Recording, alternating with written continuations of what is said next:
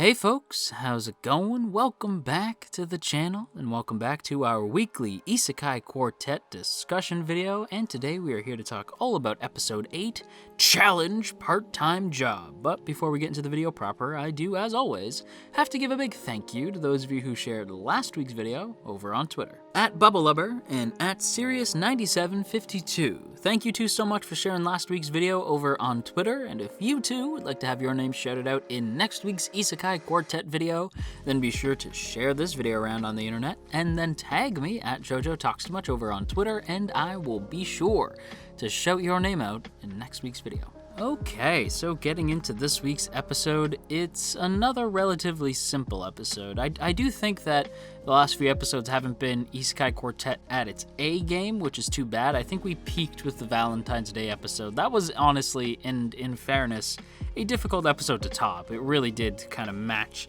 the height of greatness, although judging by the end of this episode, I do think that we may have something fun down the pipeline for the last couple episodes. However, let's go ahead and focus our attention on the meat of this week's episode, a pun very much intended, that being the part-time job aspect. And this week we actually focus in on Visha, who is a character who we normally don't spend a whole ton of time with, and it's nice to kind of get her point of view on stuff. Although it's not so much her point of view as much as it's everybody else's point of view on her point of view and what she's doing. And it turns out that Visha is working a crazy amount of part-time jobs, more jobs than the ruffian, whose name I had to look up, and yes, that is his name, the ruffian. I forgot this dude. Honestly, every time I see this dude in Isekai Quartet, it takes me a second to be like, what show is he from? Is he from ReZero? No, he's not the shopkeep from ReZero. Is he from Overlord? No, I don't remember him from Overlord. Can't be from Tanya. I guess by default he has to be from Konosuba, and yeah, it's the guy from Konosuba, the guy in the Heroes Guild. It's him. It's that guy. It's the ruffian. You'd think they'd give him a name by now, but no. And in Isekai Quartet, the ruffian is basically working everywhere that they go that is not within the school. So I have to assume it's some sort of magic because of the way that the Isekai Quartet world is set up. Like whatever shop they go into, it's always the ruffian at every single spot.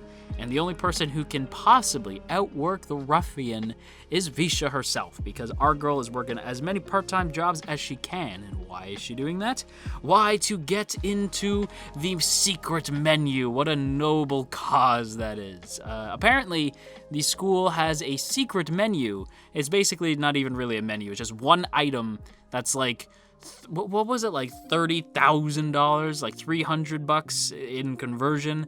A lot of money for this friggin' food item. And of course the rest of the cast is like, well, that sounds ridiculous, but Visha's the only one on board, because Visha can put it, like Visha could put it away. If you give Visha like a plate full of Thanksgiving dinner, she would eat it, the leftovers, and whatever else is in the fridge, and you wouldn't even notice that it's gone. Like, that's apparently just the skill that Visha has. She ends up, like, when you actually see what the secret item is, the fact that she even manages to put it away is enough to shock every character in the show. And keep in mind, these are characters with some supernatural gifts, so the fact that Visha puts it away in such a way that shocks everybody, I'm genuinely kind of impressed. And the only thing about this episode that I feel is a missed opportunity is the fact that we don't really get to see a lot of the whole part-time job aspect. You'd assume that that would take up most of the show, but really it's just sort of laughing about how Visha's really trying to get into the secret menu, which is, again, just one item, and it is huge. But yeah, we see characters like the ReZero gang are working in a karaoke bar, which to me, I was like, how do you work at a karaoke place with the ReZero characters and not use a scene of the ReZero characters singing something? I'm just saying, you had an opportunity there to get the gang to sing, I don't know, Styx Helix in a karaoke bar as a group, and you didn't follow through on that. Although admittedly it would be really funny if the ReZero gang didn't even get to sing like their ED, or even if you want to do the OP, it would have been funny if instead it was somebody else and Subaru just walks in and is like, what is this song? This is very catchy. Something, anything, you could have done anything. Instead we just kind of get shots of everybody working, and it's fun, it's fine. I don't really know why or how the gang even has money to spend in the cafeteria. Maybe that was mentioned in another episode and I've forgotten. That's probably true. But yeah, I guess they probably won't continue the part-time job element, which is fine. But yeah, I feel like that's a kind of a wee bit of a missed opportunity there. I do think that we had a chance at a lot of situational humor. As an example, Kakitas working in a hobby shop and he's like covered in yarn. Like imagine Kakitas like sewing something or knitting something with multiple arms. Hilarity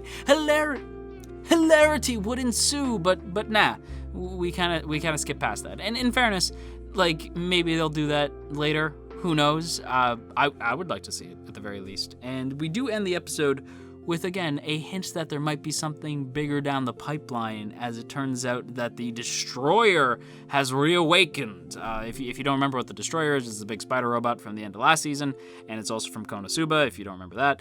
But yeah, it's basically a big spider robot, like straight out of Wild Wild West. And it's spooky. It's spooky. I don't know why the secret menu alarm going off woke it up, but either way, I'm excited to see what they're going to do with Destroyer next week. With that said, everybody, I'm going to go ahead and give this week's episode another solid Orange Pico. It's just another, like, a solid cup of tea.